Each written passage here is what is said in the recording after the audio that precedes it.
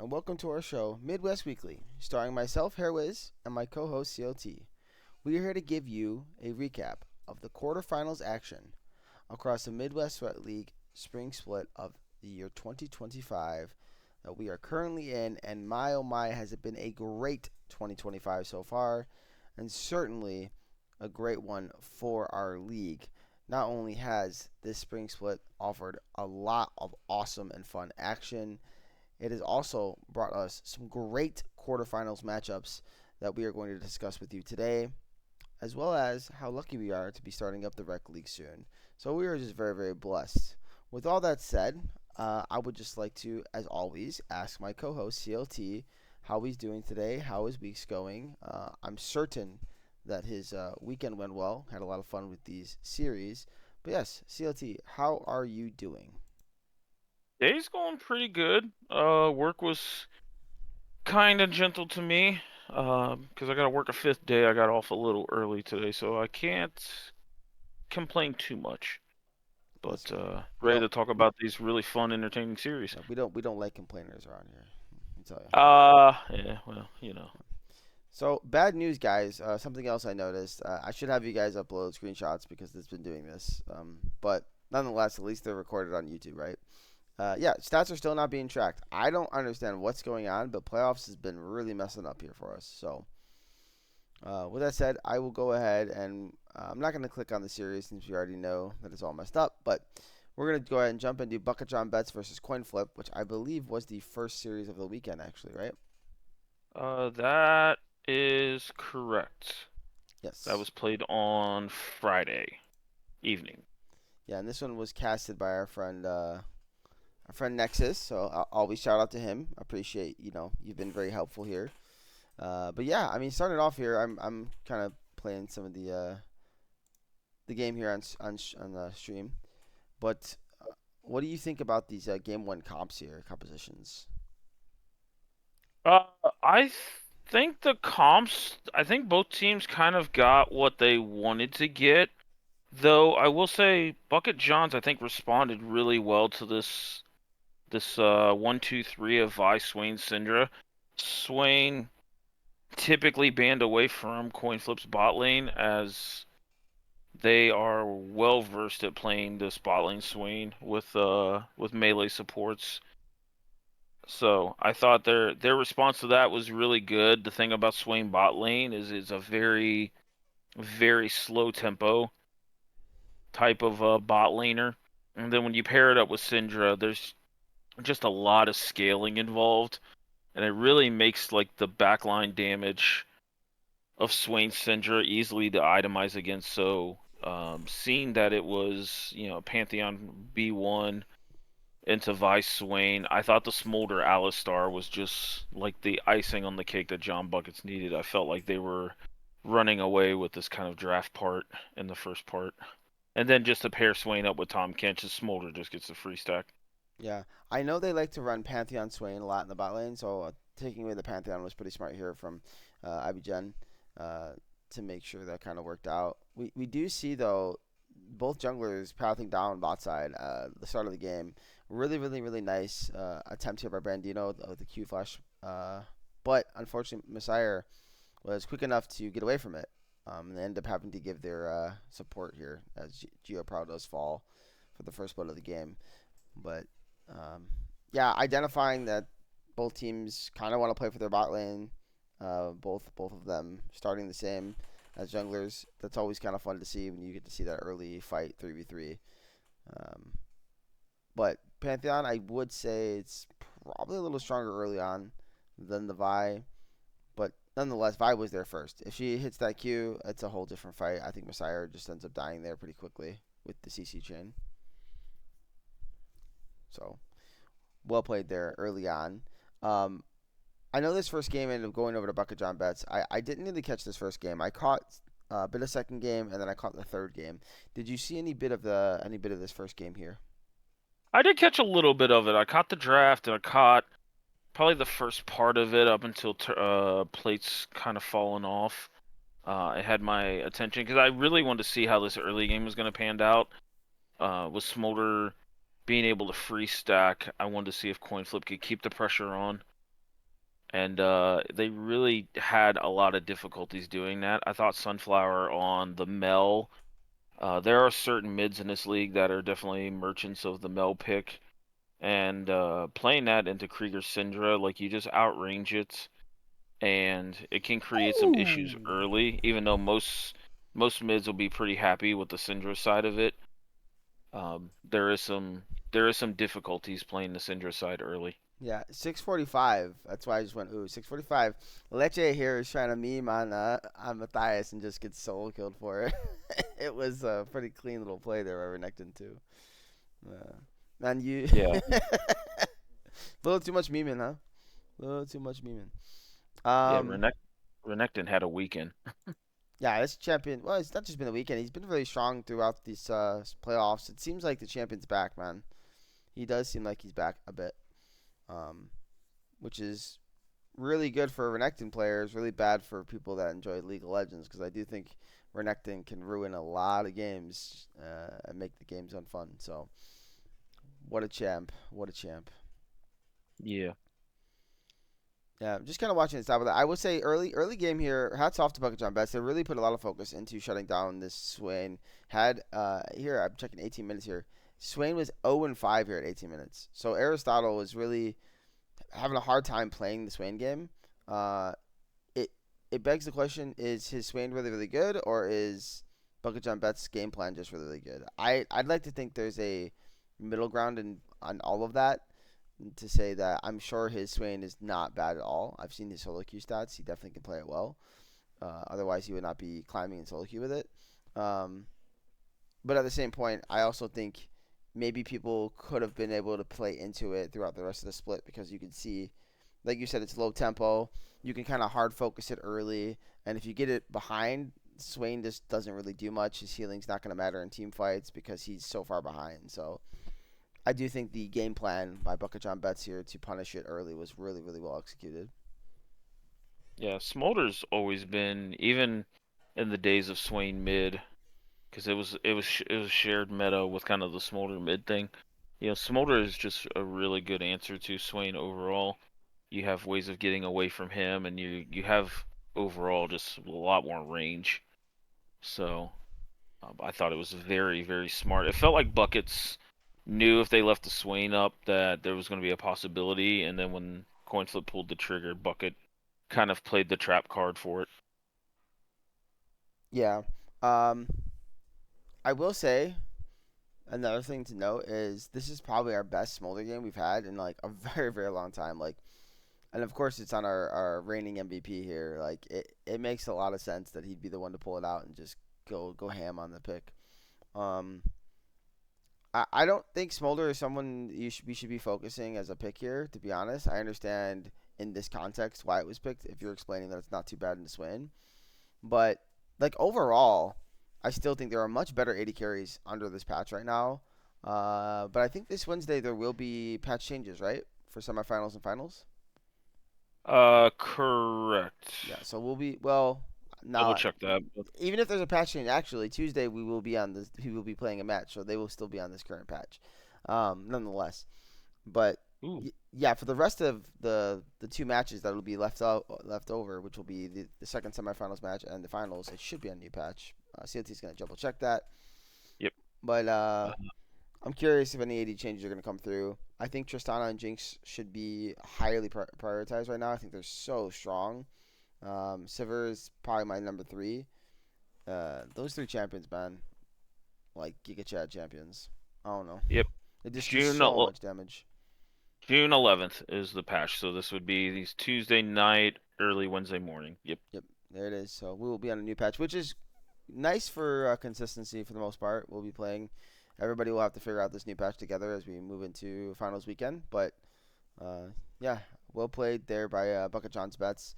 They got themselves a meaningful lead, and they kind of just never looked back after probably about the 12 to 15 minute mark, and just went ahead and took over the game. Composition wise was really well done. I love the Aloystar pairing with the Pantheon. It allows Pantheon to really get in there. You have a nice front line on the top side with the Ornn, and Pantheon builds with excellent too. Black Cleaver Thunder Sky and the Undying Despair. I think it's really really good when you have these type of games. Sometimes you can't go as kind of beefy on Pantheon, but really good game for it. So hats off to Boca Johns. They got the game one victory, so they did beat Coin Flip there. Now game two I heard was a bit of a a bit of a interesting game. So we do see Matthias picking up the Ivern top once again, something he's been playing, been very comfortable on in the league. Um, you're pairing it here with a Tristana and a um, what's the thing champion called? CLT. Oh my God, Nautilus. no, no, the jungle champion. I some Oh, and best. Yeah, thank you, Mbessa. I don't know why sometimes I forget her name, bro. It's the champion I forget the most. But yeah, Mbessa. So I think it's really really nice. We actually were playing it recently in Flex. Ivern and Mbessa. He plays Mbessa top. Vic does right. So we were messing around with it, and man, it's a really really nice combo. If you can make sure the Mbessa is not behind, like you're gonna have a fun time with the composition. On the other side, taking the Varus, I think that's a fine pickup. Um, in the Tristana, it's a little hard, especially because there's also a Nautilus. But there's some self peel there. He's definitely still a strong champion. Um, I don't know what my feelings though are on the Viego pick again. I'm a really big hater on this champion, and I understand the idea. Like Viego's just that champion. Well, if you get resets, you win game. This is 100% true. But that's the problem. His win condition is always just so fucking bad, and that's why I cannot stand him. I would have rather have seen something else. I think you have enough damage in three rolls. Maybe pick something tankier. Um, I don't know. What's your kind of take on this game here, CLT? Um, this game was, as you noted, like it was a pretty interesting game. We've seen Coin Flip kind of bust out this Mbessa jungle Ivern top combo, and I honestly think this combo works really, really well against Viego. Viego jungle isn't it needs a certain amount of conditions met before it's like pickable. I agree. Um, I am a little touch of a Viego merchant only with like certain mid lane champions. Like I was actually talking to Hidden Leafs mid after we played them in week two, and we played Lissandra Viego, which Lissandra is like Viego's best buddy in the sense of like you bring damage, you bring CC, but then after Viego gets the reset, Lissandra passive ends up slowing everybody else and blows up, which gives Viego more damage and more sources of resetting. So in that context, like Viego's really good. In the comp that Bucket John Betts picked, I feel like the damage that they drafted isn't the most reliable. You have a lot of mobility and shields and heals coming out of Coinflip's comp that you can easily kite away from Victor damage, Gragas damage. You kite away Viego as a champion, and then lethality Varus if you end up dodging, the skill shots you can then try to sidestep an ult. I mean, the most consistent way of getting like damage out is either like a flash body slam into the casket and destroying like team fightings there, or Varus ult into like the QW with Viego capping him off. But there's a lot of shields here, especially in this early to mid game, that I don't think Viego's reliable. Like Viego's one of these champions. I'm with you on. I'm not a merchant for it in most general cases. Like this Viego got 4 kills, and it felt like one of the most useless 4 kill champions ever. Yeah, because like he get to a point where he'll be able to duel a lot of champions in the game. Like he'll get to that point. He scales pretty well. The problem is, regardless of his ability to scale, it's just there's so much that can stop him in a lot of team comps. But yeah, he did do well for himself. I mean, I watched the bot lane play just now. It was really, I think it was mostly well played by him. I think he actually could have got a triple kill there if he jumps on top of the Ari, and then when the Ari uses the next ulti, he just ults and kills her, and they just turn and finish the jungler. Like I don't think Brandino's got much left in the tank to really fight there with Poppy. But I mean that's just one of those things. Like I'm not gonna sit there and harp too much on because it doesn't matter that much in the context of things. He still got a double kill. He still got gold in his pocket. He still got fed. Um, and he did do stuff with the lead early in the game. But again, once it gets to a point where the peel starts to happen and his engage is basically Varus, Ulti, or Poppy getting in there somehow, I don't see how the Viego plays for free. I guess if they let them come into them, they can one shot somebody quick enough, sure, but then that begs the question: can you one shot through Ivern shields? And after Yeah, after I've played against Ivern, I can tell you personally, you have to have a big lead against that champion. yeah. Which also then, Ivern I think is one of the best champions from an even state or ahead that can walk in the fog of war just because of Daisy. Like what you don't want to waste abilities on Daisy, but yet we kind of see in this build, this Malignance AP build, like Daisy's gonna beat the shit out of you too. Like I don't know if you've gotten to it, but the fight here at like 16 and a Yeah, I'm half. watching it now. Daisy's just killing everybody. Yeah, where Malignance Daisy is just seriously like it's one of those things where it's like, "Oh, you just killed Brandino, but we have a Hulk." Yeah. And this Daisy is just beating the shit out of everybody on Bucket John bets. Yeah, I mean, at this point, Matthias is just kind of MVP so far in this game. That's what I'm noticing. And they were talking a lot about it in the chat between the two teams and being like, this Cyber, this Daisy's going to live in my head for rent free for a long time. So clearly, Yes. clearly there's something to be said about the pick. I think it was utilized well. I think Matthias might be one of the better Ivern players in the league, just based on what I've seen from him. And no discount from Brandino. Like he did play it well against us, but I don't think he was as comfortable on it as like someone like Matthias. And it's interesting. It's really interesting to see because when you talk about cooking, it's certainly a cook, but it's something where I don't think it's a bad cook because it's a supportive champion that can keep itself relatively safe in most lanes because of how the nature of the champion works, and just sets up his team so well to play Yeah. the game.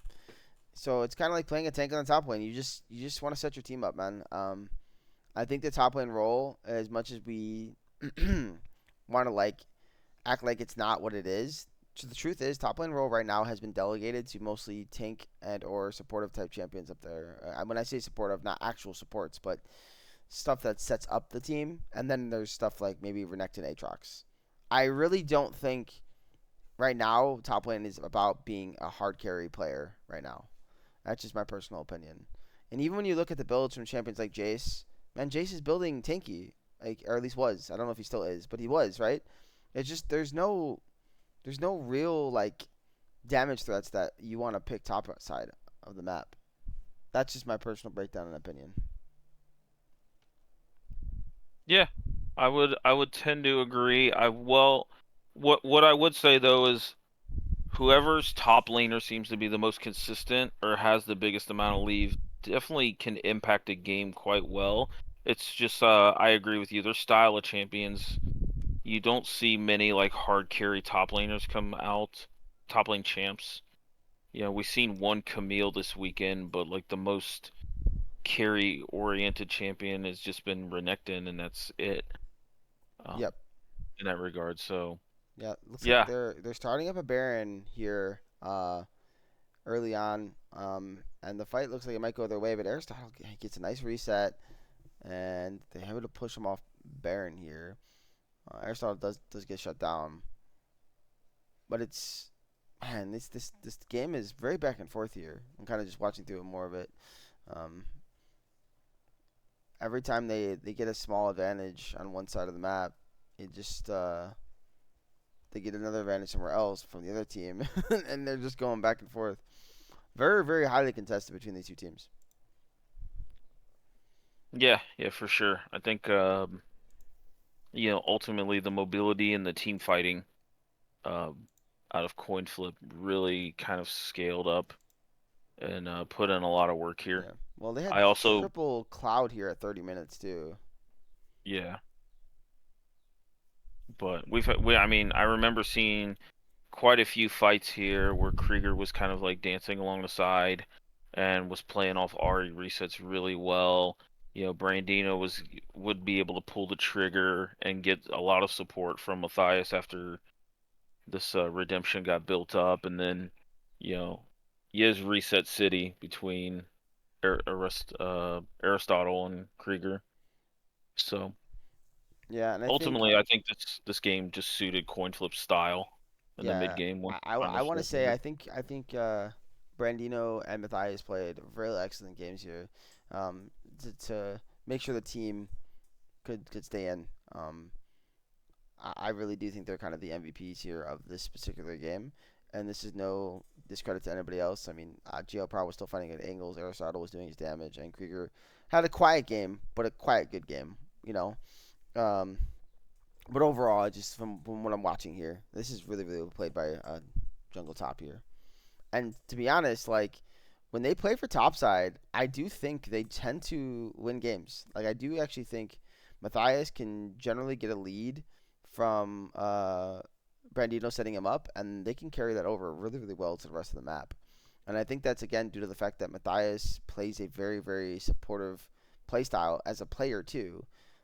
Like if he's playing Malphite, he's just like I don't care about carrying. I'm just gonna click R on your whole team. You're never gonna kill me. Go ahead and walk at me, and you're gonna die. Like, good luck, you know. So really, really played here from their team here. It looks like they end the game maybe at 32 minutes. I'm kind of watching it over. They have it's 5 versus 3 here. Looks like gonna reset. I'm gonna see if that's the ending angle, but it's not. Man, this is a long game. 37 minutes. So there's It's a after Cloud Soul. yep. So they get Cloud Soul. And we're gonna watch this ending fight, guys, and then we'll jump into game three here. Um, see kind of what happens. But yeah, I mean, again, two really good teams going at it. Game three was a banger. That's the one I caught, and I was busy that day that this game was happening, and I just remember going, well, I want to see if my prediction is correct. Let me hop into game three, Okay. and then this is when it all started. Um, I was like, yes, I am correct for the first one of the weekend. Let's see if I can get two more. Uh, I actually think it's hilarious that the first game played was this one, and this is literally the first one like at the top of the bracket. It's very interesting. Mhm. Man, just a nice engage from Brandino to catch out Viego. Now they have no resets. Now your hope is to play through the Vars and the Victor, but they got nothing to defend them. And man, I feel bad for Lecce. He did not have his best game for sure here. Looks pretty rough from the top side of the map, and that's how your game ends. So Yeah. I we'll go ahead and get into game three if you don't have anything else on game two here. No, no, no, no. I'm already actually kind of getting a little reminder here of game three. Nice, nice, nice. Yeah, game three was fun, man. I remember watching this, and my only takeaway here was like, why why Mundo Jungle? That was literally my only real takeaway from draft. I thought both teams' drafts here was fine. Obviously, the counter Malphite into um, the Gnar was good, but the build was even better. He went the Malignance angle, and he just was one-shotting kids. It was kind of crazy.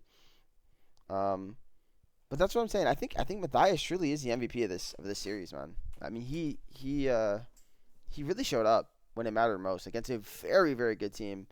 And again, CoinFlip's not known for their top side of the map to be like their carry side and their strong side, but yet he's playing two supportive champions and still doing tons of damage, tons of work, and popping off. So I'm telling you guys, if you're a top laner, man, get the ego out of your head and just play for what the team needs and play around your team and just set your team up. And 9 times out of 10, you're still going to do just as much work as the rest of your team. I don't know. I'm not trying to call out any top laner. It's just one of those things. I know all you top laners in this league are freaking ego heads, man. It's a top Mm. lane thing. I'm not calling out top laners, but I'm gonna call them all out. No, I said I'm not calling a particular top laner out. Like I'm not saying Uh, names. I'm just saying like I know enough of these top laners. Like they all have giant egos, man. They all want a solo kill. It's the top lane thing. But if you just play the game for your team, and this is a competitive league, right? I think that's the way to go. That's how you win. But yeah. what is your takeaway here from game three? Game three, I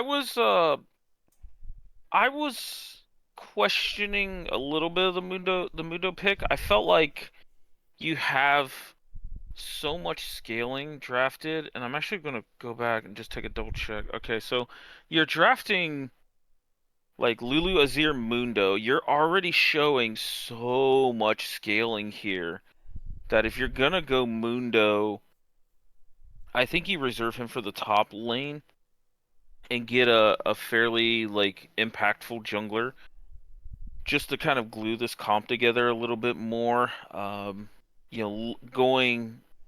Going down the line, I think like Zach or somebody that is it can front line, but it also still has ganking power comes to mind. I don't Um, think Zach here feels actually that great. I there are some picks though, and I wanted to say, what was the um situation with something like maybe a Jinzao? Was it banned? If it wasn't banned, I think Jinzao would work here. Xin Zhao was banned. Xin Zhao Yeah. was banned. Jarvan was banned. Shen banned. Elise banned. Like junglers took a hit here in this second phase of game three, Yeah, so there's the not as draft. much on the table. There's another angle you can go, and I do think maybe you don't want to necessarily go more tankiness, but I think the Zeri and the Azir would be happy with it. Sejuani, honestly. I know it's not simple to catch the Sivir or the uh call it out here, the Neferi with your alt, but that mid lane champion is gonna have a hard time. Anytime I see Hue, Sejuani is one of my go-to picks. It's so Hmm. hard to play the game for him. Um, the reason why I don't like the Zac too, to tell you, is just simply because if they're setting up proper fights, all you're gonna do is you're gonna put Krieger near the front or like near like enough where he can put his E, right, that little fear thing, Hmm. and it'll cancel Zac's jump every time. And it's like, how do you play the game? Yeah, I mean, I do agree. And I'm also like when I'm thinking of this, I'm keeping the Zeri Gnar in mind. But yeah, I do think there's a world where you want just a little more high impact jungler. Yeah, Zach was just kind of the one I was thinking of with engage and at least some threatening tools. He also deals with Nefiri quite well because if you land a Q, you just click on Nefiri and you can Q him off the dogs in early game skirmishes. But I do agree, like Zac being your solo diver in the coin flips comp does kind of feel bad. I just don't think Mundo has enough tempo here. I mean, I could honestly, you could argue maybe like a Lee Sin here, just something to just make it a little less scaly here. Because if coin flips comp ever gets ahead, I feel like you can never really walk into them, and you can never put yourself in a world where you play a wave clear battle versus Silverway. exactly. So it becomes a lot tougher there. I mean, Mundo does get through like the worst part of his game with the jungle, but it also feels like when you're got two losing solo lanes, because Hui will bully around Azir quite heavily. And Malphite versus Gnar, we've seen how Malphite can win these matchups. I think that this matchup top lane happened twice that I know of, maybe a third time. Malphite versus Gnar, and it felt like we've seen tank Malphite, we've seen the AP variant coming out of Matthias. Like Malphite just kind of runs that lane over and makes it really difficult. Yeah, exactly. So I also would like to note there's a really funny play before we jump into the next series. I don't remember what it was, but the proto build had been complete. I might have actually found it. You know what I'm talking about? I think yeah, it's at 19 minutes or so, maybe. No? Let's see, is Malphite walking uh, over? Nonetheless, yeah, he had proto belt complete. He walked at the Zeri, just clicked proto belt, and Zeri just insta flashed. yeah. Yeah, I do Okay, remember that. It is. It's like right on 19 minutes on the dot, I think. This is right after Aristotle's forced to burn Flash because Avigen's just walking at him because Mundo things. Like Mundo still can do Mundo things with nobody in front of the Mundo to stop him, but yeah. And then Matthias is like, you just burned my 80 carries Flash.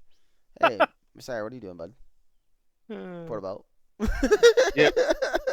Yeah. That was great. That was a good one. If you've played Malphite long enough, you've baited out a Flash with either like a proto belt or your own Flash or something like Exactly. that. Exactly. It's quite comical, but it is a really heads up play. Yep. But yeah, I think that will leave this series then. And again, congratulations to Coin Flip moving on to semifinals here. So we'll move into the next one, which again, ironically enough, I think I was the second series played for the weekend, and it was the second in our list here from top to bottom. It's so funny how this works out sometimes. But yeah, Mhm. so this one I know Rusty casted. Uh, did you? I know you were casting too, but did you catch any bit of game one here? I did. I caught like the very beginning. I remember seeing that Froggy Style was up by about two and a half, 3,000 gold at one point, and had I think an early dragon or two, but I did not see where Instinct kind of turned this around, and I have no context on game two, so um, Yeah, I mean it's one of those situations where I do think uh, they played it excellent in the early game, and credit to Froggy, man. People picking Froggy to get stomped, that did not happen. Froggy showed up and they played a very good series in my opinion, but they just could not close the deal when they got these leads. Now I don't know if that's a little inexperience there from their team or if that's just instinct being really good at playing from behind. I don't have that answer, but what I will say is once again we can't be discrediting any team coming into these playoffs, man. They're all very formidable. Like CLT said, anybody could get hot, anybody could win. And Froggy easily could have upset Instinct and 2 0'd them straight up on Saturday. It could have happened. It didn't, but it could have.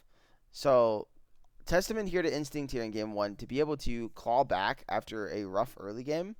Um, Able to find some angles, get some kills after being behind. But yeah, I mean, I'm looking here. The first 10 minutes, it's like you said, it's over 1K, almost 2K here, gold lead. There's 5 kills to one. I mean, they're really jumping out ahead very quickly. yeah, I I do remember I think catching the beginning and not really liking Froggy's draft. Um, Only just because of like the scaling.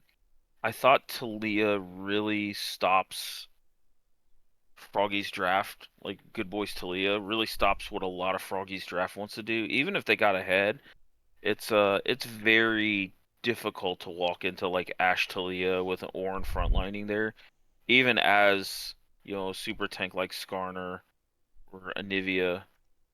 But I've seen here um around the Otacon fight later is like kind of an example of this where even though Froggy ended up coming away with the win and the Otacon, it was a very well hard contested fight while they were up quite a bit. They did get picked off a little bit.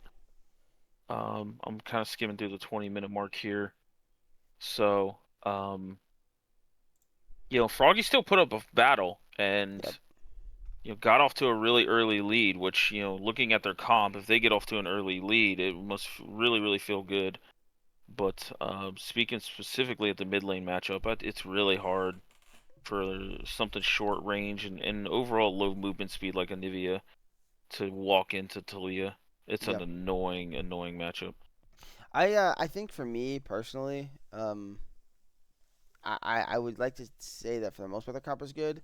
I just don't think Rakan has an easy time playing specifically. Everything else I think is fine. I get what you're kind of saying about Anivia, but from what I've seen of Nivea Talia, and I get again that you're main of the champion, so I'm not discrediting what you're saying, but I've seen it kind of be mostly a skill matchup from what I've seen. I think if the Nivea's got good movement, it's kind of hard to really get on her and do anything to her. But yeah, I mean, the range it can be a little annoying, but I don't think Talia's range is that much crazier than a Nivea's, right? Like, It's not necessarily like a range like trade for trade or button for button. It's just the fact that like Talia Talia's range is equivalent, but then she's walking backwards when she's casting abilities, and Anivia has to come into her.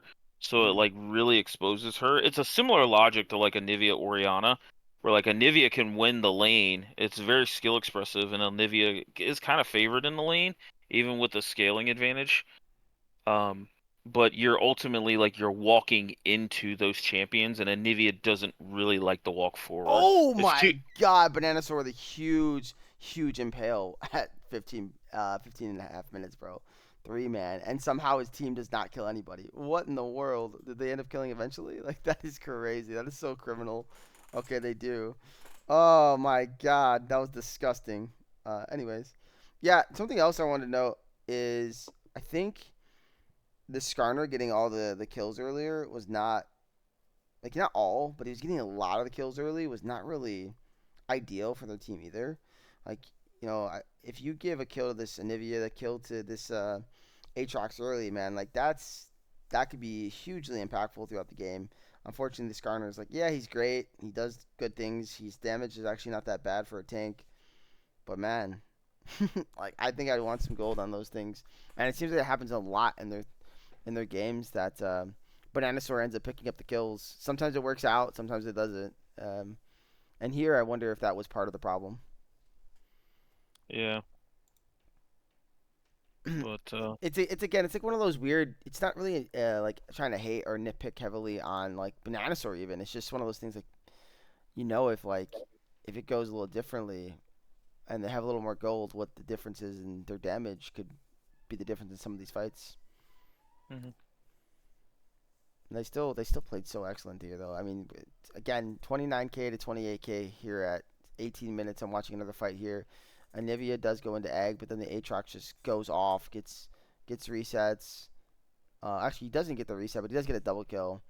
But they're just trading a lot, and I don't think that's what you really want to see. Um, if you're ahead like that, you want to be getting all the gold for you and only you.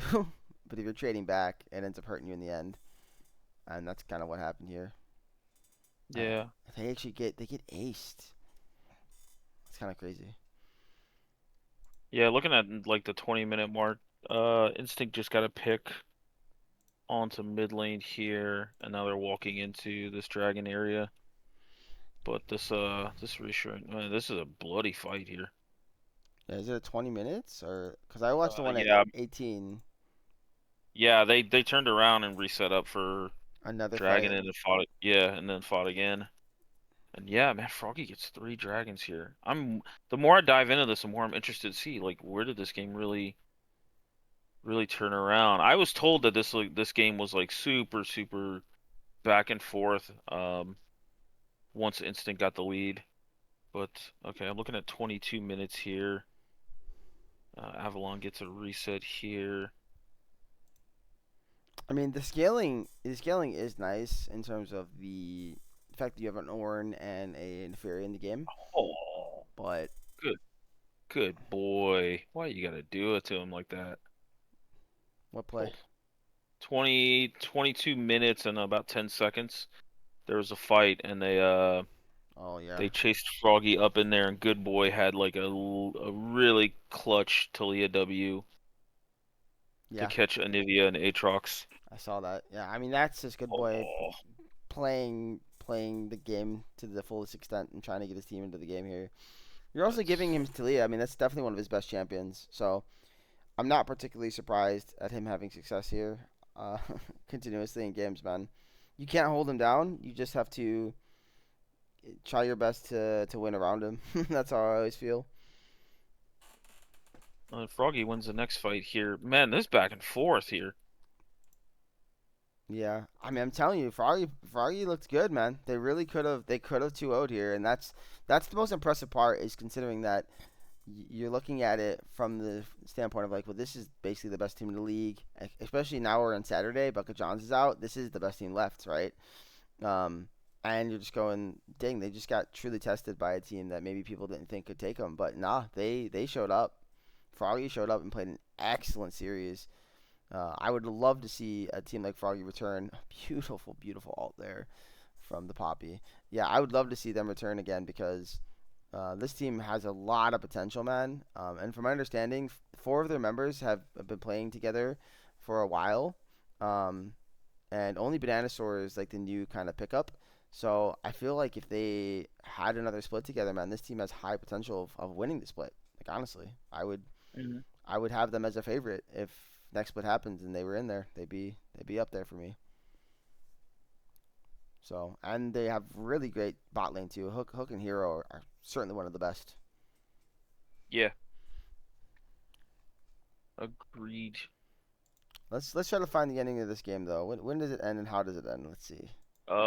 So 34 we'll minutes. touch Baron is ahead. acquired here by instinct. Or no. No, Baron is taken by by I'm incorrect. It is not taken by instinct. It Taken by Froggy. yeah, it's taken by Froggy. What the heck? I'm stupid. I'm blind. But okay. Looks like a big base push here in the bot lane at about 36 minutes after they caught out Bananasaur. I mean, look if you look at the 35. wave states are just bad for even after the Baron, they're bad. Like this was a desperation Baron. It felt like from them, but it should stall the game theoretically. But we are talking Yeah. a pretty meaningful goal lead, even though it's only. And I wish I could see items. I wish Rusty had this up. Uh, Yeah, I was just thinking the same thing. it is 6K at 35 minutes, but that is not as big as it would be at like 20 minutes.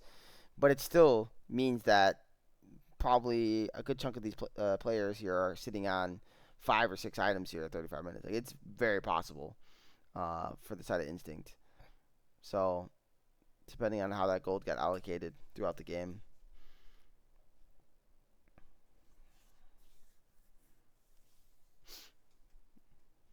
Oh yeah, I see. So yeah, Skarner walks into his own jungle, thinks he can farm, and he just legally cannot do that. And good night to Bananasaur.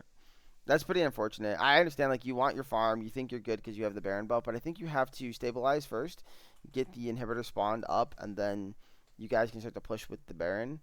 Or even if you want to push mid while one person pushes bot, like you said, Aatrox bot, I think Ornn pushes slow on the top side of the map. I think you'll be able to push in mid and bot quick enough. But that's part of sometimes just not being on the same page, trying to look for a play. And of course, good boy catching there some damage on Rakan. Rakan just trying to make a play, probably ill advised, gets the resets, and yeah, that's GG. So man, what a game played by Instinct there. Way to claw back. But let's go ahead and jump into game two here. Game two, kind of from what I understand, was pretty similar. Um, where they had that lead early on in the game, and they were able to claw back regardless of the lead here. So let's kind of see what happens here with CLT. Um, Froggy kind of going with a similar composition that they've run throughout the split here with the Oriana Nocturne comp. They're well known for that. Uh, Then had the Shen Galio on top of it. yeah, I mean Nocturne he gets to play the game here pretty well. I think he has a beautiful dive setup for himself, and then the MF follow up damage once she gets there, and they won't be able to see where she's ulting from. I mean that's beautiful. Yeah, I would tend to agree though. I don't know if Froggy's comp ever gets behind just looking at it on paper. I feel like it's really really hard to play because Zinza, Volibear are really solid front lines with Braum. Like they proc the Braum fast, really fast, and then the back line and Corki Ari are pretty mobile for the most part. Yeah, and I think this is a good example too. I remember watching this game.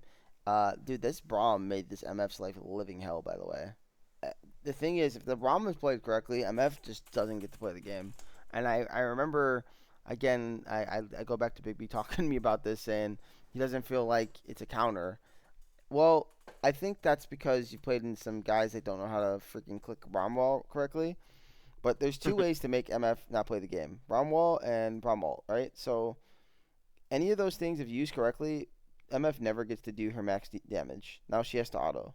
So uh, I tend to hard disagree. The champion is a pure counter. It's just the skill of the player on the pick, right? So Don knew exactly what he was doing, how to play it, and I remember watching a couple fights because I did catch this game a little bit. That he just would put the wall up. MF did no damage, and the fight was won because MF was just not useful. So I wonder if it's something where maybe you just consider Braum ban anyways if you want to pick MF. It doesn't really matter how good or bad the player is on the pick per se, or whether they play it or not. Because if they just utilize that wall ever correctly, the game the game fight that you're fighting is going to be probably lost if the game state is anywhere near to even, right? So I think and my thought on the topic is it's Bromwell. I kind of associate similar to like as a Mel enjoyer, like Mel W. If you have just one high impact R, it's very easy to just sit on that button and wait for it to come down. Like Brom E is not going to be very useful in Deshen Nocturne Oriana Galio. Like it has innate value, but you're not blocking any projectiles. You're not really getting much out of it because these champions will dive past it or just don't have projectiles anyway. So, the fact that they banned Janna Lulu in the second phase, thinking, if MF is a possibility, you might just want to take away like the Lulu ban because Janna really does kind of really hard counters what your comp wants to do, but banning Braum and forcing another enchanter to come out so then Nocturne Oriana Shen can make that enchanter's life a living hell is pretty good. I also think the Shen Galio might be overkill. That maybe just like a Mordekaiser or something here, so you can negate some of the mobility yeah, coming out of Instinct's comp could also be useful. I 100% agree. At the end of the day, I think the comps were both pretty good, but I just think Instinct had the right idea because the way I see this comp is played through MF and Oriana, right? That's the main two champions that have to win the game. Well, you have Jinzhao, Braum, and Ari. How do you play the game as those two champions into those three champions? This is not even including Volibear, who can just leap on your face. You know what I mean? Yeah, I just I'd rather see you play the Peel version of this comp, and honestly, take the Nocturne out. I think that's my take. Take the Nocturne out, ban the Braum, play something else in the jungle. I can see that. I also think you just don't play the MF. Is this not low key like a really really decent angle for Nyla? Like she Nyla, dodges a lot. you She know, dodges a lot of the autos and the volley burst stun when she goes in with yeah, Nocturne Shen. I could see it. I think with Nocturne, it's got a good setup. Mm, Um, but yeah, at the end of the day, and maybe and something I will say, maybe the Galio was a takeaway uh from their team. Maybe they didn't want Arctic to have it, but I'm gonna be honest here. You could give Galio too. You can play a different support there as well. Not that the yeah, Galio was played bad or anything, but like, and we could dissect comps all day here, but I just that's true. it's something I look at and go, you have Nocturne. If you want to still run Nocturne, if that's really what you want to run, well, you don't need to take Galio. You stop Galio from playing the game in the enemy team. So if that wasn't a takeaway and it was just to match up with the Nocturne, I think I'd rather see a different support there, personally. Like honestly, maybe a Rel. Uh, I can see that. Yeah. yeah, so nonetheless, I mean, like I said, they did their best here in the early game. They got their lead. I think they had a better chance in game one to win with their comp. This one just kind of seemed to fall off. They weren't able to find the proper angles. Once the Braum became Braum and was impactful, It just became a hard game to play, uh, and they just slowly let out. Corky he scales so hard here, like he really does.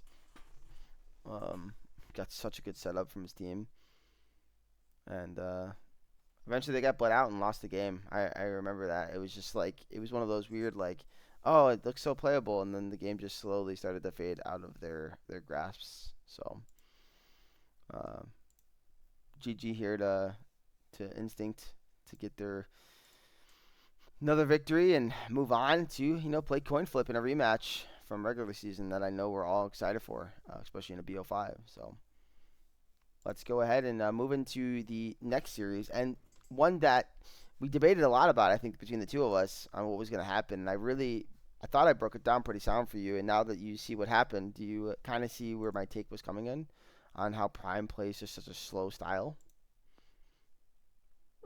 Yes and no. I think like they can play a faster style as kind of indicative to this game one here. Um, but I just thought their their game plan and their comps were pretty good here, but Vancouver just team fights really, really well. Yes, they do Uh, team very well. But I think my takeaway here from game one, I'm gonna be honest here, it it it wasn't necessarily that Prime's just so good at playing fast. It's two things. One, the once the Vex got a lead, like it was just like good luck. Two, I don't like Webb's pick here at all. I rather hate it, and I do not like to be hard on picks, but I don't see any value in Lilia here. What is Lilia doing in this game? She doesn't do well into Gwen per se. She doesn't punish Gwen. So Gwen gets to kind of scale while the Lily gets to scale, but I think Gwen's scaling is better. And then you're allowing bot lane to just free scale, which they both want to scale, right? Like, because you're not able to be as impactful, and the dives aren't crazy good. It's just I don't know, man. I would have loved to see just something different there out of his web. On the other side of things, I think the comp that they drafted for Prime was pretty chill. You had four scalers and a and a mid game champ. Like honestly, that's what it was. And the mid game mhm. champ got a lead, so they allowed the scalers to continue to scale. I think that was a really excellent draft. Um, I didn't realize that this pick was so good into Malzahar though. Like Everything's good in the Malzahar. Vex looks so good. Well, I've seen Malzahar be played in matchups and be just fine, but this one did not look good. No, no, it's most mages now have enough base damage, even when behind a little bit. They one shot Malzahar Voidlings, and then Vex gets passive resets if she doesn't with the EQ clear. So she does have a world where she can push Malzahar around. This early kill here just completely unlocked what Vex wants to do in this matchup, and then Little Chunky just roaming around this map. I thought he played this game fantastic. No, Little Chunky was really was on top of things, and I think another thing, Esvoboda like looked great on the Maokai top side. Was trading really Hmm. well into Choros, um, and kind of winning that matchup as well. In terms of not really winning, I mean I said it the wrong way. He was stabilizing the matchup. That's better. That's better said. Yeah. Because the Urgot should win early, right? Uh-huh. And I thought Choros had opportunities to maybe be able to help his team win this game. I think he was kind of like the saving grace. But I don't think Stunner and Pixel found enough aggression to find good enough plays to kill bot lane early. And then once Vex started roaming down there, it was like good luck playing the game. Yeah. Yeah, it got out of hand, in this mid game pretty quickly when Chunky started affecting the map, and then, Big B and Cukesing this bot lane, they're just free to play the game however they want. There's not much pressure attacking the back line of Prime, which goes along with, your take on the Lilia pick. I'm not a great big fan of it either. Lilia with Malzahar just doesn't sound like the most proactive. There's just not proactive at all, to be honest. Uh, they want things to dive into them, but they don't. They still need time to like scale and be threatening to those things that dive in. So when Vex ends up getting, Omega fed here off these roams, there's just not much you can do. Yeah, and Oh Lord. it was Vex stopped 9.5 minutes. Kind of stopped that fight from being very heavily Vancouver favor. I forgot about this fear. yeah, it was insane. I mean, even if you look back at the Drake fight too, they even kill the Vex before the Drake, and then they just lose the fight. It's kind of Yeah. insane. Gwen was kind of strong at this point already and came in and started just chopping people down. Beautiful Maokai. I don't know, man. The comp, like in theory, should win early and should be just fine, exception of mid. But man, they just could not get any advantages. And again, I think that goes back to Lilia. You can't unlock your team. Like Lilia was one of those champions where sure she has some nice setups, and I think she can skirmish pretty well. But then where's the skirmishing? Like why aren't we trying to force skirmishes? Maybe why aren't we trying to invade the Gwen even? I mean, because I do think Lilia into Gwen early is fine if she has somebody walking in with her. Like if Rakan and her are moving in together, Gwen should die. If you know what I mean. I just I don't know. It was weird. It was weird. It was definitely weird to me. But all that being said, this game I don't have much more to say about it because I do think it was um, one of the two stomps of the weekend where there wasn't really much chance for the enemy team to come back in. I think Vancouver was kind of pretty much pushed out of this game around like 15 minutes and no chance after that for them to come back in. Well, we can talk about the second stomp then. What's that? The game two. Oh, Almost you're a right. So perfect there game. there was three then. There was three. I forgot about the this one going this way. You are right. You are Yeah, right. I think Prime wants to forget about this game too. Yeah, you know what? Actually, this series is a tale of mysteries to me because the first one, Vancouver just gets shot on, and then the second one, Prime gets shot on. Make it make sense, bro. What is going on? Uh, Um, yeah, look, I mean, looking at this draft, again, we've already talked about, Malphite in the Gnar and just how potent that matchup is. I believe, yeah, this was the second time it's played. It might even been played a third time, yeah. Um, but this Zweb, as much as you weren't a fan of this Lilia pick, you had to have been a fan of this Lisa. Not only this pick, but this performance. well, I don't know about the Lee Sin Neferi matchup. I haven't played it too much, honestly, and that's funny as a Lee Sin player, but I just haven't got to experience it. But I will say Lee Sin has a lot of easy targets in this game. I think mid and bot are pretty easy to deal with. But the level one, bro, the level one really might have just been the game decider here. Um, Somehow both teams had an inkling that there was some funny business going on, and yeah, it was. And they tried to kill Choros early.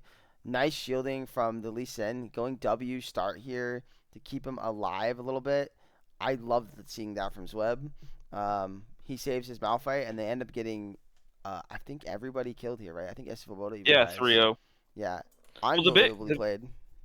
well, the big takeaway and small little detail that actually started this off was they were in this death brush at 1 minute, and the Lux E actually reveals one of the dogs from Phoenix Flare. Oh, So wow.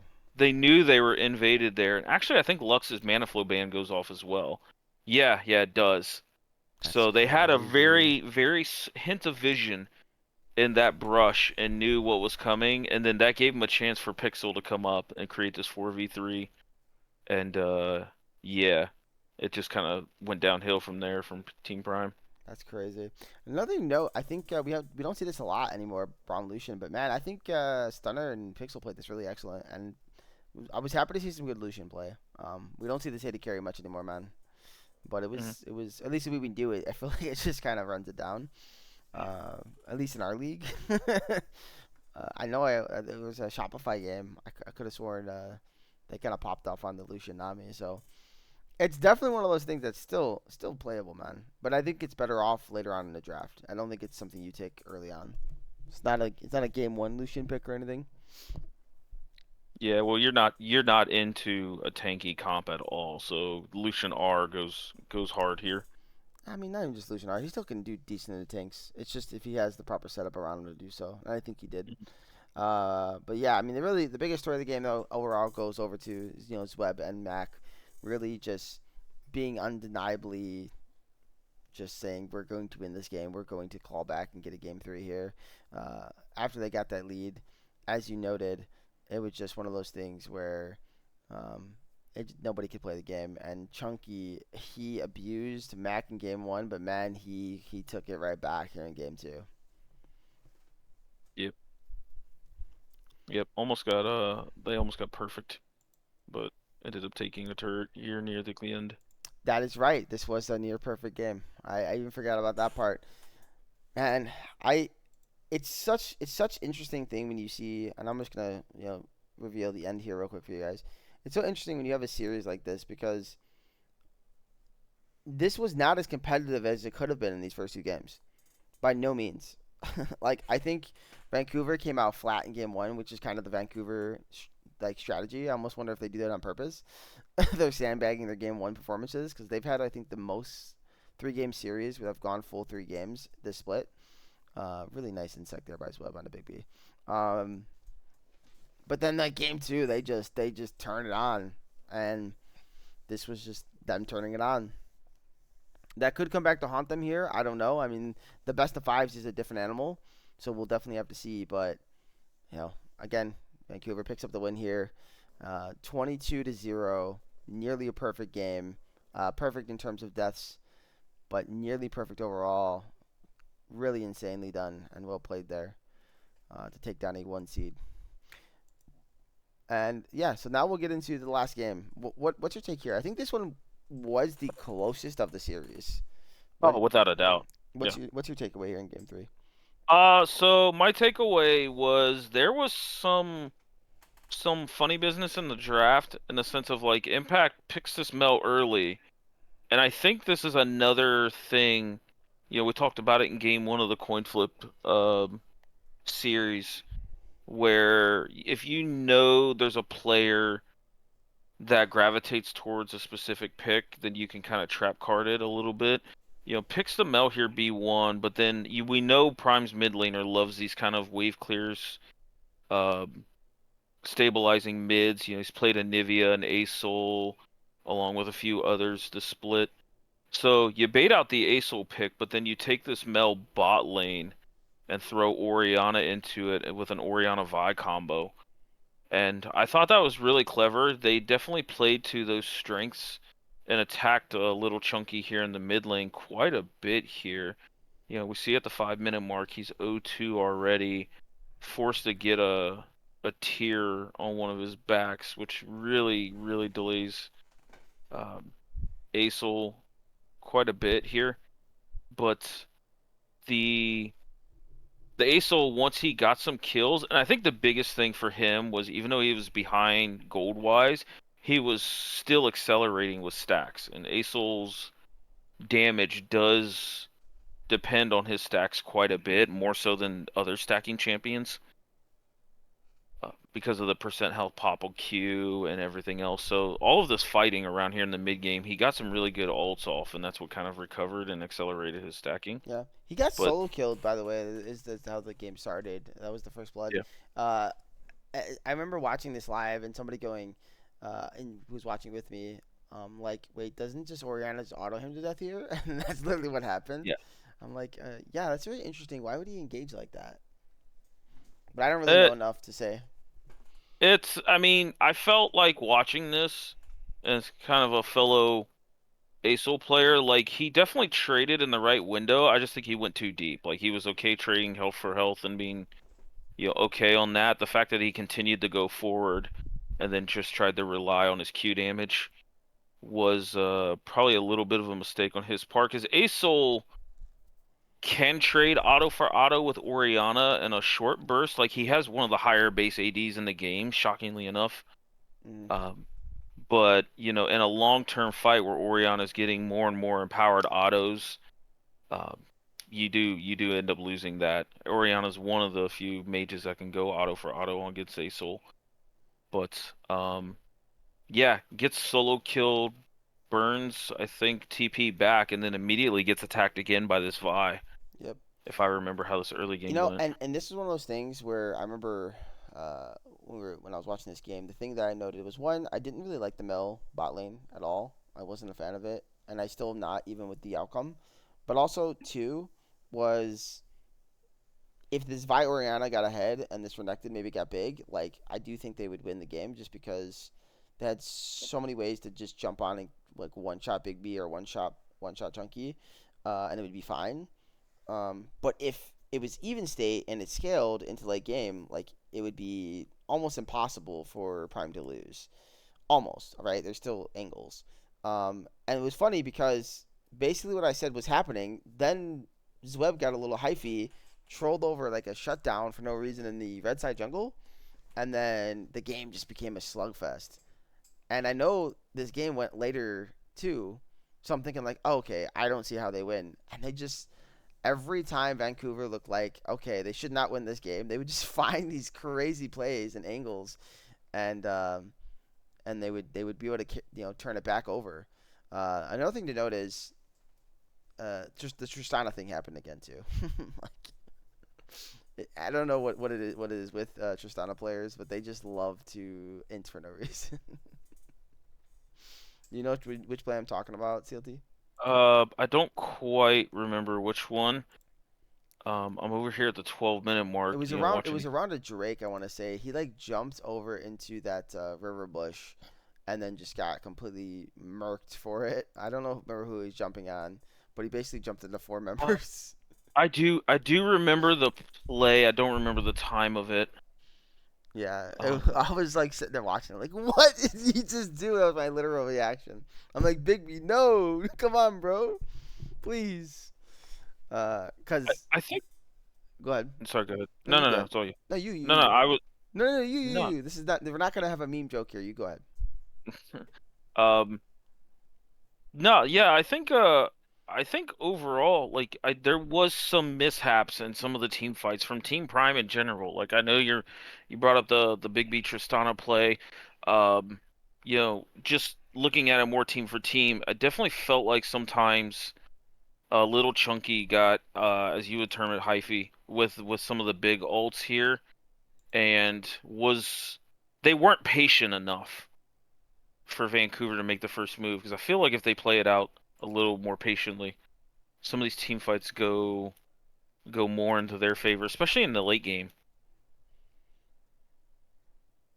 Yeah, I mean, there was definitely some setups that could have been really, really great, um, with how their team wanted to play. But yeah, 24 minutes he uses his big R, and then they don't do anything with it. They don't Orin Horn. They don't. Chunky Buggy just doesn't fly in to stay there trying to DPS.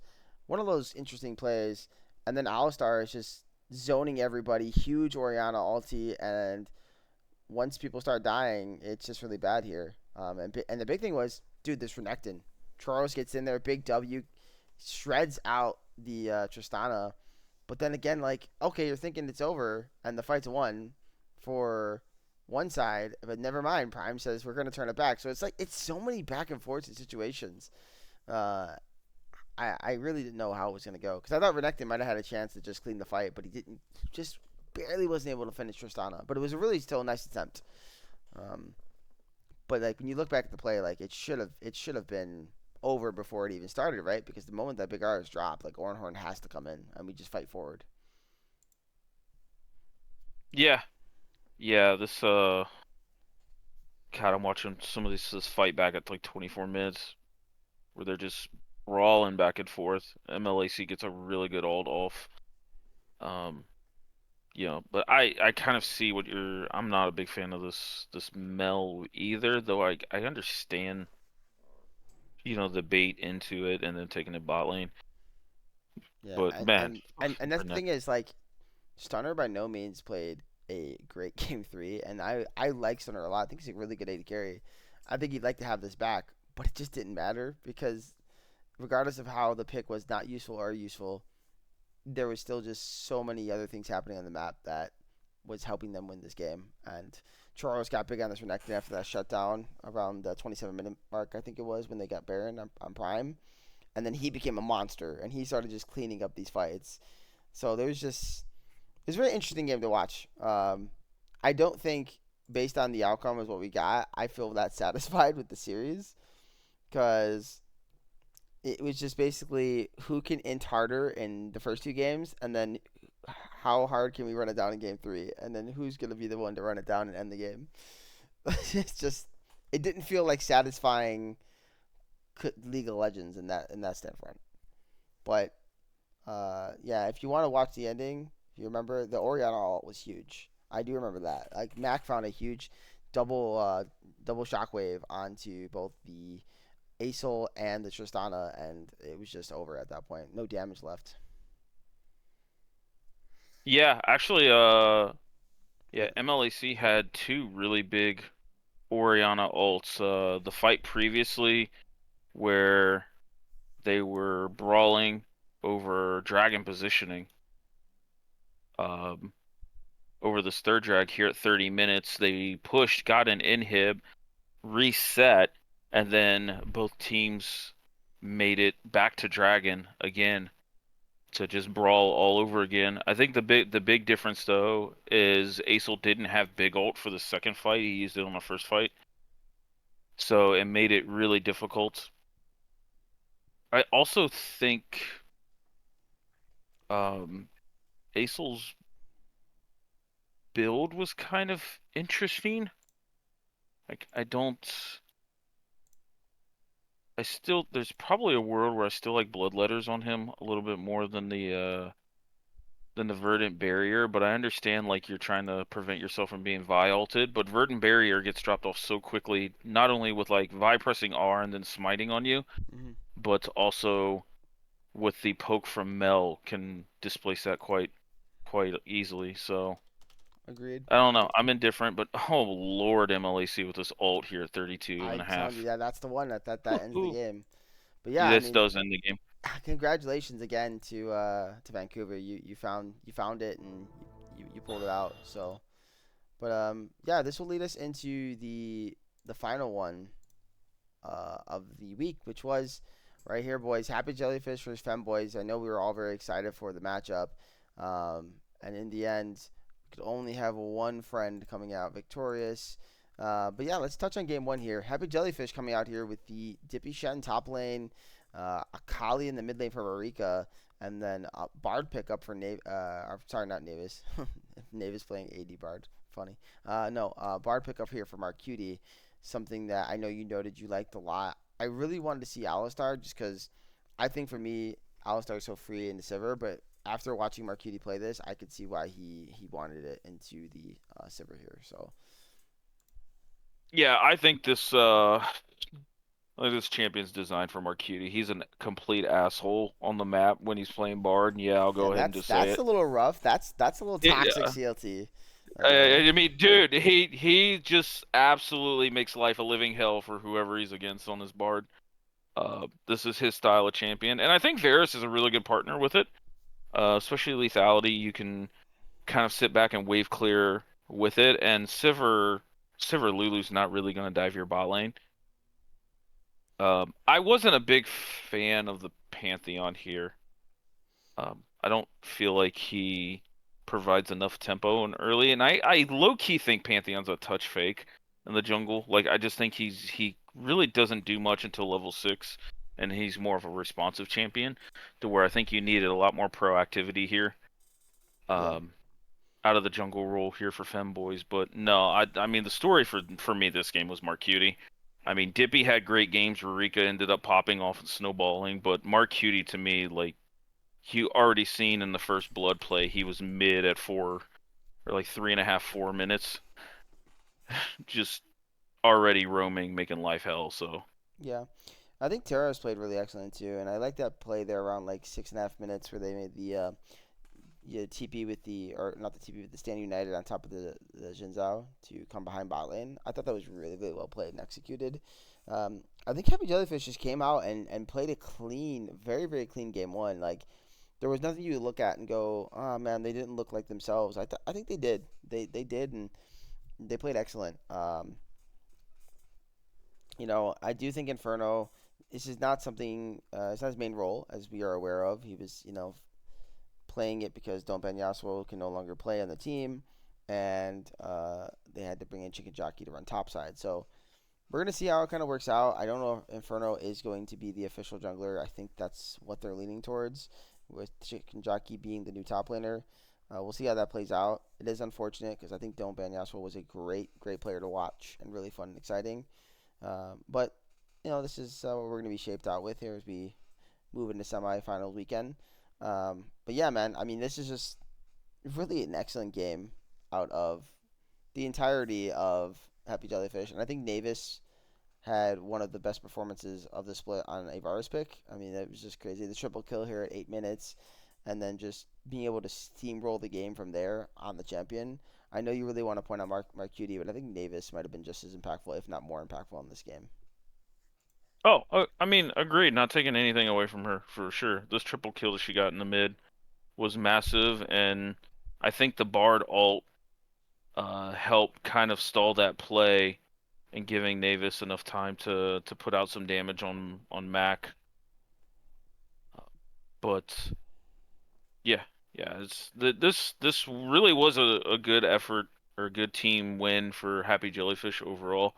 Like all of their team had a lot of really shining moments, but like this Mark Cutie roam set the pace is probably the best way I can put it in Yeah, this game for sure. it definitely did. And when you look back at this game, like I think the biggest thing to note is um, they just made sure that the Gwen was not a champion.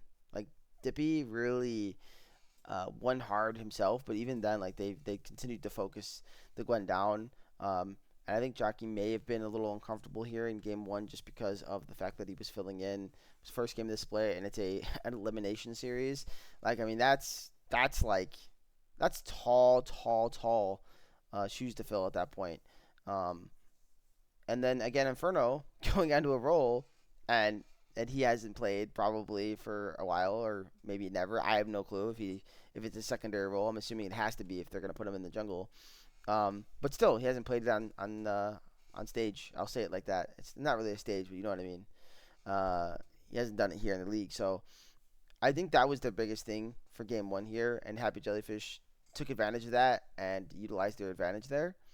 But man, the story of game two and three is about to be much different, and I think we can segue into that as honestly, Happy Jellyfish is kind of once they got their lead, they just made sure that they never looked back, and they ended this game pretty solidly. I mean, they were up here at 26 minutes. They had Soul. They were up 10K. I mean, it was a pretty dominating game.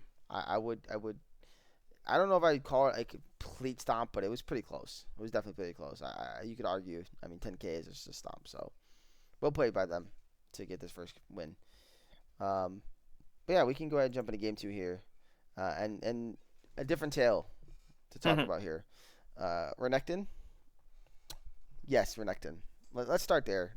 What did you feel about Chicken Jockey on this Renekton?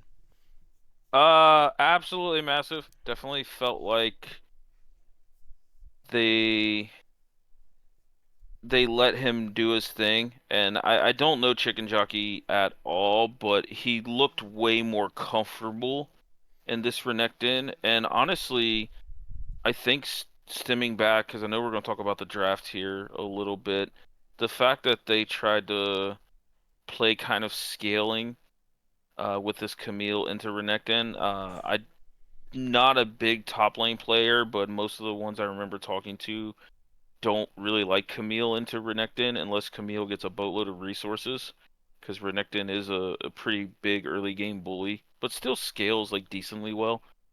Um, and it just felt like he was way more comfortable, not only with this champion, but with this game and with this map state. Yeah, I'm gonna say something about Renekton. I think more than ever, current for form Renekton, he scales the best he's ever scaled in his history. That's fair. This champion 4 items might just be as broken as a Camille 4 items, bro. Like this is not even right, bro. So you're telling me Renekton doesn't pretty much fall off anymore? Like, yes, if he gets behind, then it's a different story. But as long as he's ahead, or even in most matchups, dude, this champion is just going to run rampage over the game if you don't have an answer. Yeah, So I completely agree. In the history of this champion, yeah, scales super well. Just not even just like being ahead type of scaling is like if you're even for even, he still has a lot of tools to his use Yeah, compared to most and top you know laners. the So craziest part of this whole thing, and this is what shook me the most. Now Inferno gets this double kill, right, or almost gets a double. He does kill Dippy here, right? But the thing is, Dippy got the kill. He got the kill, and he has TP to get back to lane. And in the end, somehow the Renekton ends up solo killing the Camille after this, and just that was it. The game was over. By the way, double longsword to single longsword here too.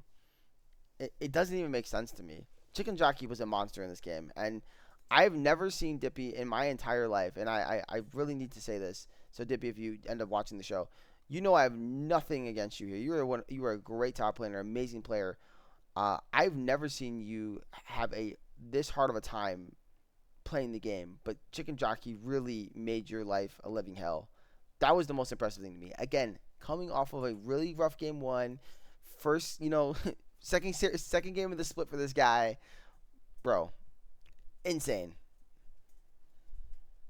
yep, Um, 100% with that. on the Dippy's flip got. side of things, we haven't really talked about Monk on this Fizz, but I do want to Oh, point out we don't have to go too in depth. We just got to say, man, Marika, what are we doing with the ignite into ignite there, man?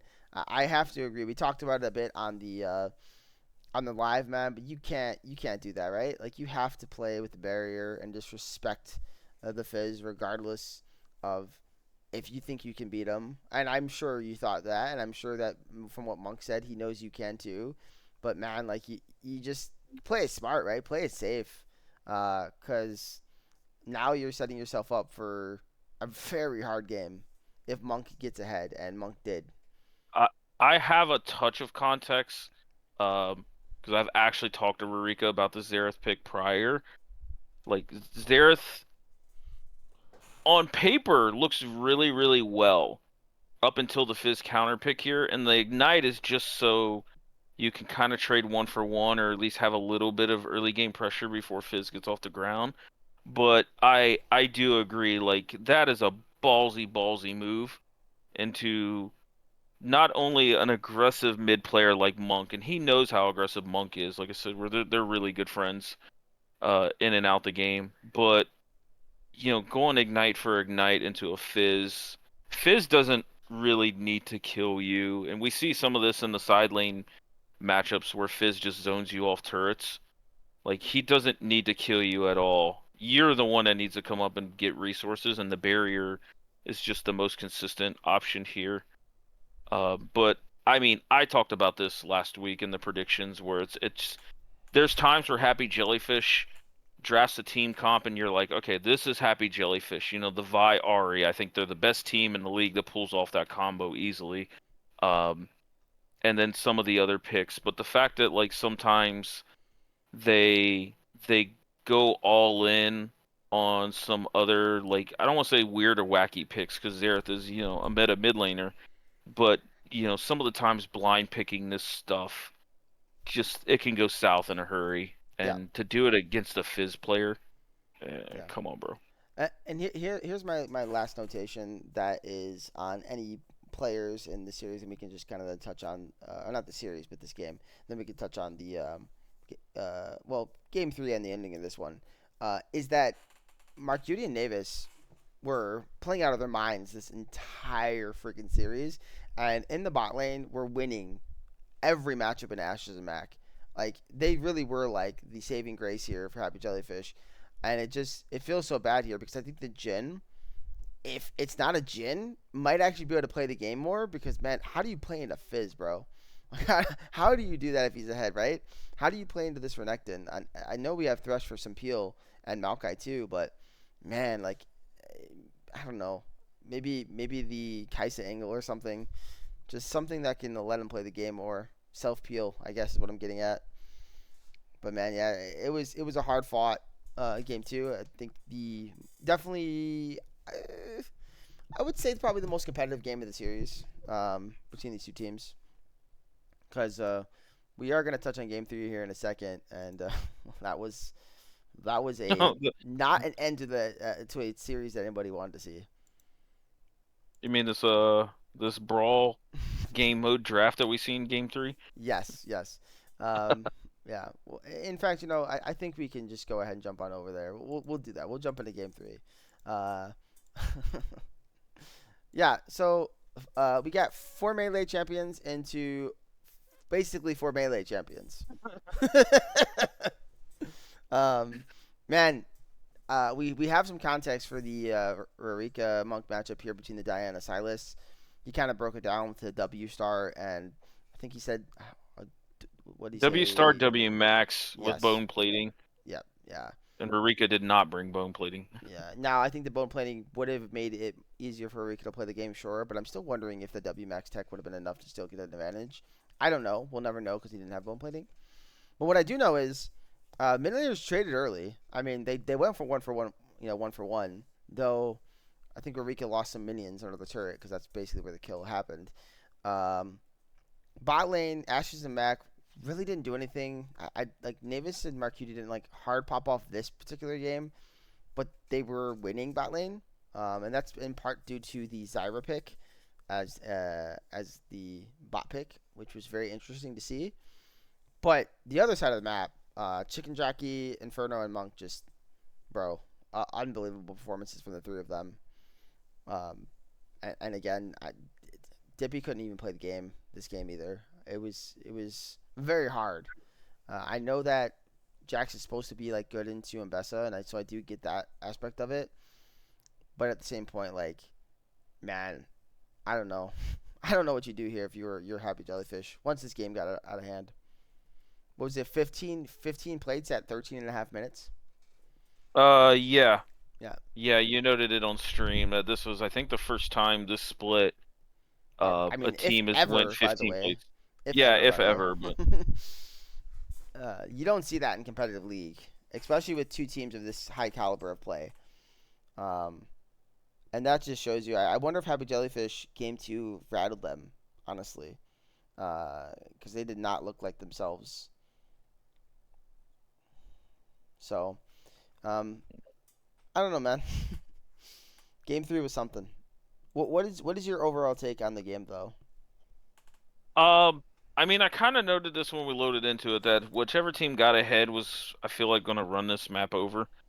Um, because just the nature of the comp for melee versus for melee. Um, I don't feel like Jinx gets online quick enough to deal with the amount of just bodies being thrown at her, and she doesn't. They didn't draft enough protection for her. So, likewise on the other side, I thought Zyra was actually like a really really smart pick when you're against four melee. They can't walk in the Zyra plants without getting E'd or Q'd, and Yeah. likewise, I just thought it was really really well drafted. I know they picked the Zyra early and then flexed it, so I think Femboys really got ahead of this game and draft, and then yeah, the early game went their way quite heavily. Yeah, and you know what? Monk on this Diana found so many nice engages with the Moonfall, bro. It's just insane. So many setups, bro. Uh, so hats off to Femboys, man. You guys played an excellent series, and I don't think this game three ended in a way that was again satisfying if you're a fan, but it was so fun to watch. Like, so what I mean by that is like you want to see this really tight, uh, in everyone's head, it's supposed to be a tight series. Like game three, let's see a awesome ending, but it was just one of those like, yeah, everybody just blew up. GG, 12K gold lead. you know, all right, like that was basically the game. So hats off to Yeah, them.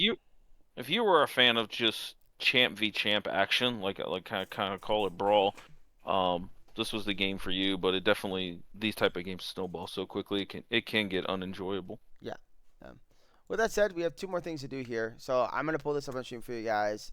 This is the final last power rankings of the split. This one, I got Instinct here at number one. I think they've earned their right back to be there. I decided to put Coin Flip at two, Femboys at three, and Vancouver at four. Um, so obviously, when you really think about how these four teams are laid out, you're like, well, yeah, but two of these teams in the top two, they're going to play each other, so one of them are going to be gone. I am theorizing, before we even jump into predictions, I'm theorizing right now that I think Instinct or Coin Flip will end up winning the split. That's my theory. So whoever wins the semifinals matchup, that's probably my pick. But we'll see. Now, with that said, let's jump into predictions. I don't think we have to stay on these power rankings very long. I just figured I'd show you guys what my mindset was. CLT, do you have anything to say about them, or does it bother you at all? No, not really. I mean, there can be a discussion on that, but it is four teams after all, so it's the top four. You got to be pretty happy you're still in the tournament and you're top four. Yeah, yeah. So that's the last power rankings. By the way, I will not do one next week. There's no point at all. I mean, it'll be the last two teams. At that point, I'll just do my Just a prediction. prediction. Yeah, just a Yep. prediction. So here we go. We got Coinverse versus Instinct, and I'm not gonna lie, guys. We're not gonna stay too long on these predictions today. I gotta go here very shortly, so we're gonna go touch on them in the quickest fashion we can without completely just running through them at mock speed. But basically, for me right now, I think you got to go and look at these two teams and really break them down in depth in terms of like uh, their styles. I don't really know if individual play necessarily is like your breaking point. Uh, Instinct is 3-0 against Coin Flip, but I do think the tide could change here. Um, One thing here to note is if we all know is Good Boy is like the guy that leads the charge, the guy that takes over a series. But at the same point, you got Don Don in the bot lane, and I think the most intriguing matchup for me might just be Don Don versus GeoProw, as both of them are fantastic supports in lane, but also fantastic out of lane and know how to play around a team, fight super super well. So that's my intriguing matchup and the one I'm going to be really looking at. And see who gets the first setups. But I understand that they play through Good Boy. On the other side of things, you're looking at Brandino, Matthias, and Aristotle. I think being like your like you play through. I think I've come to a realization. I said this during the breakdown of Coin Flip series here. That I think Matthias is kind of just as much of an impactful player and a kind of like a supportive carry style as anybody else. And I think like Krieger is the one that's usually the quiet player. In terms of like he's gonna have his nice performances, but he's not gonna pop off on a screen on you. But I think that's really what they play through. I think Krieger is kind of left to just do Krieger things, and usually does those things well. So when I break down these two teams, I just kind of think to myself, what is the team fight like look like? And ooh, that's a wild setup, man. That's a wild setup. So I don't know, CLT. What is your take before I give my prediction? I agree for the most part with you. I think Geo Prow versus Don Don, two of uh the best supports in this league, two of the most active guys in the server. They've been very interactive with a lot of people, a lot of teams. I know we both have played games with both of them, and they're really really super good people. But I'm really looking at this top jungle duo. I think Krieger has already shown in multiple matchups versus Good Boy and against other great mid laners like Zenma in the first round that he has no issues being this kind of nullifier in there. He's never going to pop off the screen at you and make these flashy plays on like a LeBlanc or an Assassin, but he's going to stick to his 5 to 6 champions, wave clear you and stabilize the game to death and be this rock that Coinflip needs. So I'm looking at Brandino Matthias versus Arctic Avalon.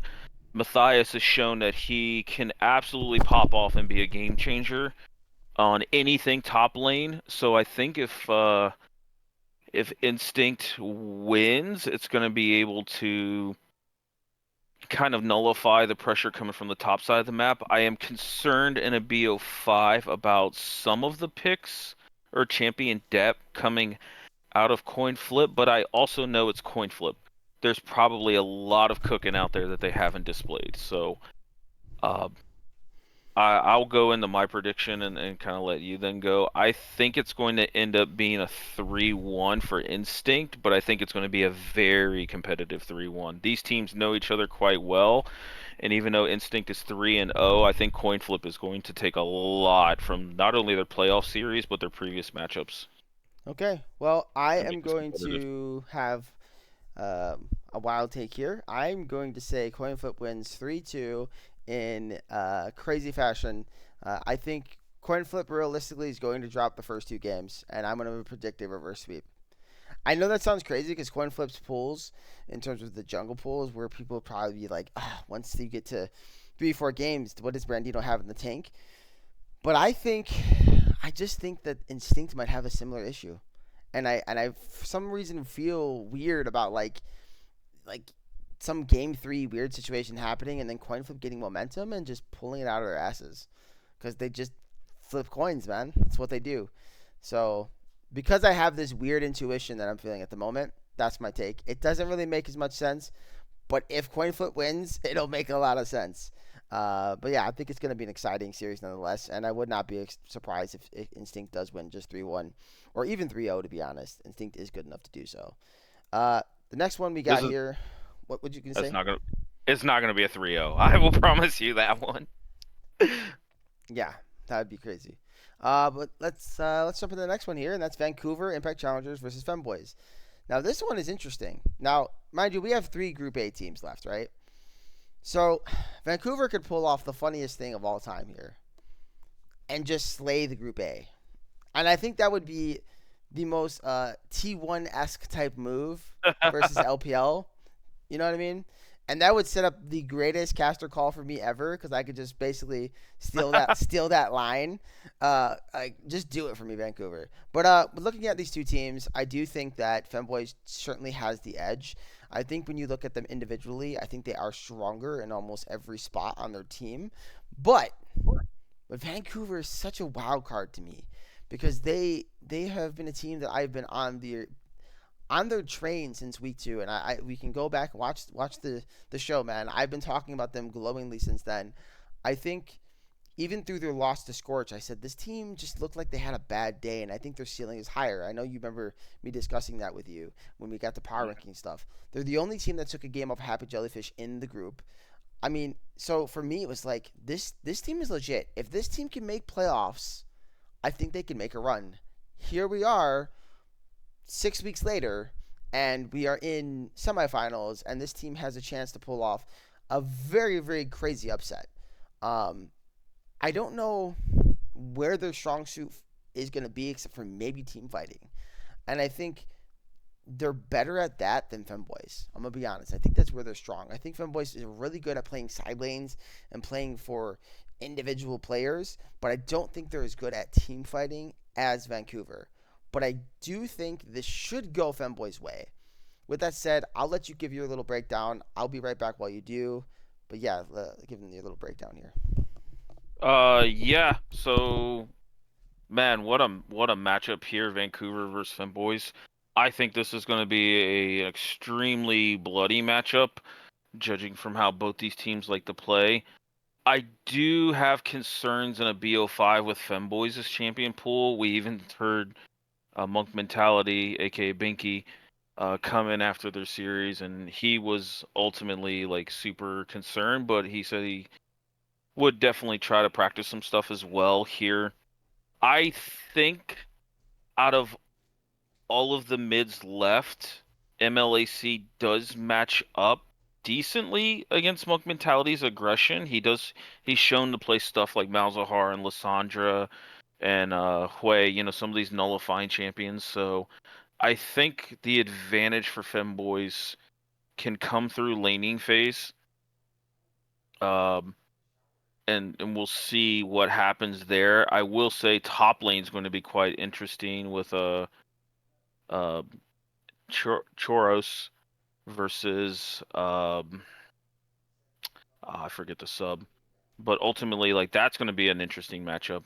I overall think this is probably going to go in the 4 to 5 games range, and I do give a slight edge to Vancouver, but I'm actually gonna call for. I think it's gonna be Femboys 3-1. I think Vancouver will probably either take game one and then Femboys will rely on a lot of their bot lane here. Mac playing really well, but they can lean on their bot lane quite a bit. We've seen the Sivir Yumi combo come out of them Hmm. earlier Yeah. in the split, where I think that can also nullify any disadvantages they might have coming out of laning phase. So I pick Femboys probably 4-1, but this is going to be a bloody, very competitive series, and I think draft will dictate this series also quite a bit here, especially the deeper we go in the Fearless. Yeah. Well, I will say this. This is my prediction right before we end the show because I do have to go. I am going to again take a wild one here. Vancouver is going to take this 3-2, and Monk Mentality's pool is going to get pinched and get very, very low by game 5. I think Vancouver loses game 1 because that's their classic, and I think Femboys feels very comfortable after game 1, where they let up a little bit in game 2, and then teams start trading blows back and forth until we get to the 5th game. I think that makes the most sense to me. I think we're in for a fucking wild ass week, and I think it's going to be the best League of Legends we've had in a while, and we're finally going to not have some stupid 3-0 sweeps like we had last split. Please, please, none of that. I think it's gonna We're happen. not gonna have a 3-0 finals. I'm calling it now. Yes, We're it's not, it's not gonna happen. regardless. Yes, No. but there it is. So, That's my predictions, guys. I want to say thank you to everyone as always. It's been a fantastic split. We only have 3 series left, and then we are done. So for the biggest split ever, these are your 4 finalists, guys. Good luck to them. Congratulations to them for getting this far. And thank you for everyone coming out to watch us and support me and CLT. It means the world to us that you continue to do so. So that's pretty much it from us. You have anything to say, CLT, before we head out? uh, no, join us tomorrow as we have coin flip and instinct tomorrow evening, 7 p.m. Eastern. Yep, there it is. All right, guys. Well, GG, and we will see you soon. Bye bye.